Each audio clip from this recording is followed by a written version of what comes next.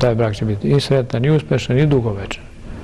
Dakle, a ovo što žive, a nevenčani, neozakonjeni, ni ovim čovečanskim, ni božanskim zakonima, to je u stvari, ako se smije reći ovako, ne znam, nije krivično pravnim jezikom, to je prekršaj, čak što manje više u duhovnom smislu, kao neko krivično djelo.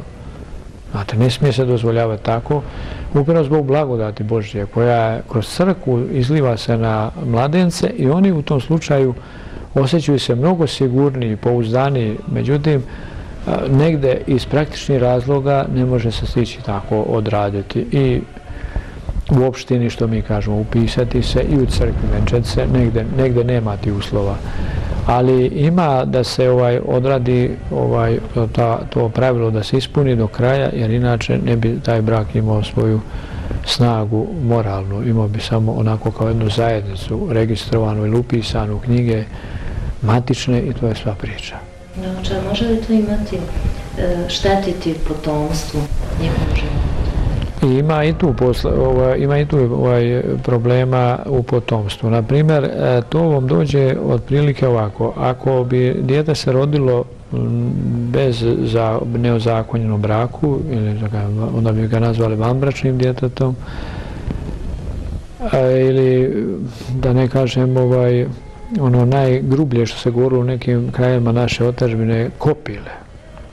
Kad to pomenemo, čovjeka je vređilo to nekada. Jaka uvreda bila. Zato što je on smatrao sebe da on ima oca i majku. Kako, šta sad ja, otkud ja da me tako grdno nazivate? To je bilo pogrdno na ime. Međutim, u novije vrijeme se to malo više povećalo, pa se dešavalo da se rodi dijete, oni kažu, pa dobro, upiši u matičnoj knjigi zakonsko dijete, ili ne znam, nija vanbračno dijete, i to je opet ovako ružan način, ako gledamo sutra da treba to dijete da izvede recimo jednu krštenicu koja piše da je vanbračno. Pa treba da upiše negde fakultet, na primjer, pa donese teološki, na primjer. Kad pogleda dekan tamo će reći, pa čekaj, nećemo mi vanbračnu djecu čoveče, nam bi treba ovdje djeca iz zakona Božjega i blagoslova, da moraš da stojiš sutra kao sveštenik pred narodom, sasvim moralan, odgovoran za svaki postupak, a ovdje se već samo začeći kod tebe je problem. On ne zna, taj momak ne zna, recimo, ne zna, pa moja mama i tata su tu. Ali jesu oni, nego nisu u zakonjenom braku, nego su oni živjeli ovo što ti kažeš, koje su posljedice. Eto, s te strane imaju jednu ružnu sliku. A i sa ove, mislim, kad gledate psihofizičkog razvoja djeteta, ima to jedan ružan uticaj. Tako dijete se ne razvija baš tako lepo u toku života, jer osjeća uvijek neki nedostatak. Kroz razgovor žena govori, a šta me briga, nisam s njim ni venčana, a to već odjekne u djetetu svijest, šta je to, šta to znači? Pa ja sam znači od nekoga neka, eto tako, slučajni došljak na zemlji i tako dalje.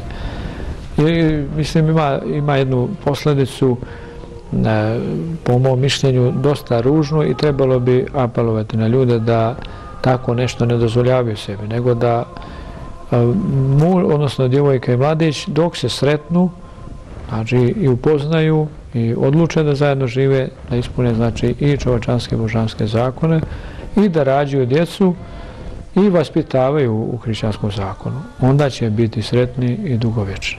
Znači, svedoci smo sve većeg broja nasilja u porodici. Kako žena koja je maltretirana treba da postupa? Da li da i dalje ostane u braku, da bi po njenim rečima sačuvala svoj brak i to je zbog dece u braku, ili treba da sačuva na neki drugi način svoj život, ako je Bog dao život da ga sačuva, a opet razvod i nije preporučiv po hrišćanskoj religiji. Da. Pa ima tu obostrani problem. Znate, mogli bi pitati muža šta on da radi ako on maltretira, a to strane žene. To bi moglo, u oba slučaja ima takvih pojava. Jedini je lijek, ono što je Gospod rekao na pitanje kako mi ne mogošmo isterati zlog duha iz ljudi, malo pre govorimo o evanđelskom tekstu. Apostol pitaju njega, on kaže ovaj rod se ničim ne izgoni na postovi molitvom. Dakle, da bi se izbjeglo to maltretiranje u kući i lomljenje, taj zao duh koji to čini od muža i žene izgoni se isključivo postojnom molitvom. To su znači riječi Gospodnje. A ako hoćemo brak da imamo blagodatni brak koji ima razumevanje, koji se može uvijek razumjeti u svakom pogledu, mi moramo postati Bogu se moliti.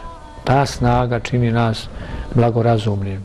I tako ne može se desiti da, na primjer, muž kaže ženi šta ti to radiš, sad ću ja recimo fizički s tobom se obračunavati ili obrnuti žena s njime, nego će biti uvijek ta saglasnost jasna, jer muž i žena postaje Bogu se mole. I nema mjesta tome duhu koji pravi tu kako ste vi rekli, to zlostavljanje žene ili obrnuto zlostavljanje muža i ponižavanje pred ljudima ili u samoj prostoriji njihovom stana i tako dalje. Jer u tom slučaju čovjek zadobija strahopoštovanje prema ženi. Jer Bog mu se javlja stalno i uvijek ga rukovodi i uvijek ga uči kako to treba. Isto tako i žene. I takav brak, ponekad da ljudi misle da je slab, da ne znaju da žive, da nisu, ne znaju se, danas su rekli, provoditi je to, imaju svega, ne, oni se provode jako lepo. I uzvišeni, moralni provode, oni se provode od kuće do crkve, od crkve do kuće, od posla do kuće, oni imaju svoje prijatelje, imaju svoje kumove, oni imaju uvijek provod, njime provod jako lep i blagoprijatan, dok ovi koji misle da je provod neđe na moru, nekoj šumi, nekoj planini, nekom izletištu, to je malo već sumnjivo, tamo se čak i pravi razdor u braku. Znate, žena na moru, muž neđe u šumi, odmariju, godišnji odmor uzeli. Možeš ti zamisliti. Znate, dok ovaj blagosloveni brak koji se bori protiv zla postom i molitvom, oni su uvijek zajedno. Oni se ne rastavljaju.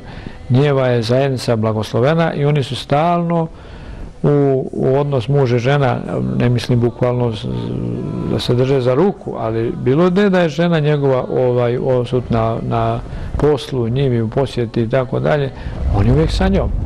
Jer je prenio sve njezino biće smjesti u svoju savest, svoju dušu. Isto tako žena muža i u njih nema problema. Onda tu nema toga zlostavljanja, pa se čak, ne znam ko je rekao skoro da se neđe osnovali neku kuću za žene koje su zlostavljane od strane muža. Zamislite vi kako je to bezumlje da muž zlostavlja ženu svoju. Znate, to je ravno bezumnom stanju ljudskog bića. I to je treba odmah takvog čovjeka pozvati, recimo i savjetovati ga da ženu svoju voli, a ne da je zlostavlja.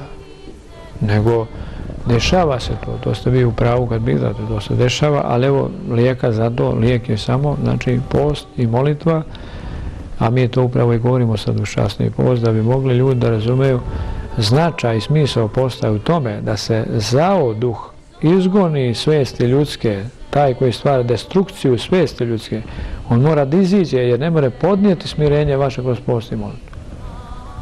Jer on je nemiren, on uživa u vašom stradanju, a ne u vašoj mirnoći i tišini. Dobro. Mnogi ne razdvajaju ljubomoru i ljubav i strast i ljubav. Koliko je to pogrešno? I da li to uopšte dozvoljeno? Pa vidite, ljubomora je, kao što znate, to je jedna obolelost ljudskoj svijesti. To uopšte ne priliči normalnim ljudima. Kad neko kaže da je ljubomoran, znači da je bolestan, treba ga liječiti. A ljubav je blagosloveni postupak. Čovjek treba da voli svoju ženu.